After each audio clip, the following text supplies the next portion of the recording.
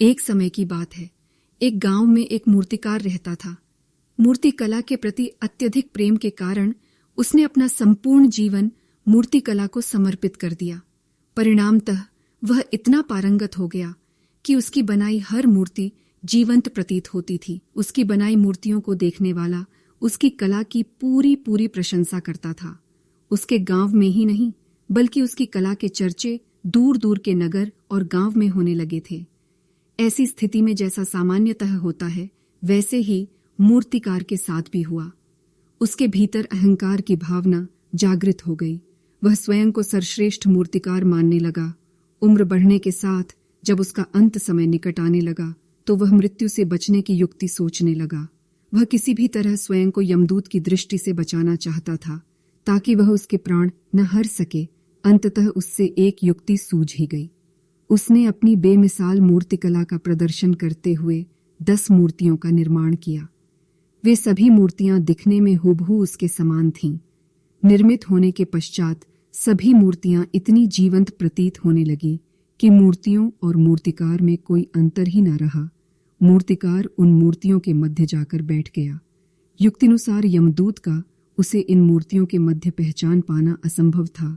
उसकी युक्ति कारगर भी सिद्ध हुई। जब यमदूत उसके प्राण हरने आया तो 11 एक सरी की मूर्तियों को देख चकित रह गया।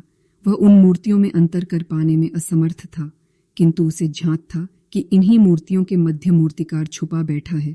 मूर्तिकार के प्राण हरने के लिए उसकी पहचान आवश्यक थी। उसके प्राण न हर पाने का अर्थ था प्रकृति के नियम के विरुद्ध जाना।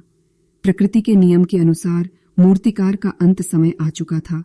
मूर्तिकार की पहचान करने के लिए यमदूत हर मूर्ति को तोड़ कर देख सकता था, किंतु वह कला का अपमान नहीं करना चाहता था। इसलिए इस समस्या का उसने एक अलग ही तोड़ निकाला। उसे मूर्तिकार के अहंकार का बोध था। अतः उसके अहंकार पर चोट करते हुए वह बोला, वास्तव में सब मूर्तियां कलात्मकता और सौंदर्य का अद्भुत संगम है, किंतु मूर्तिकार एक त्रुटि कर बैठा। यदि वो मेरे सम्मुख होता तो मैं उसे उस त्रुटि से अवगत करा पाता। अपनी मूर्ति में त्रुटि की बात सुन अहंकारी मूर्तिकार का अहंकार जाग गया। उसे रहा नहीं गया और झट से अपने स्थान से उठ बैठा और यमदूत से बोला, त्रुटि? असंभव। मेरी बनाई मूर्तियां सर्वदा त्रुटिहीन होती हैं। यमदूत की युक्ति काम कर चुकी थी। उसने मूर्तिकार को पकड़े डेच लिया और बोला, बेजान मूर्तियां बोला नहीं करती और तुम बोल पड़े ढे।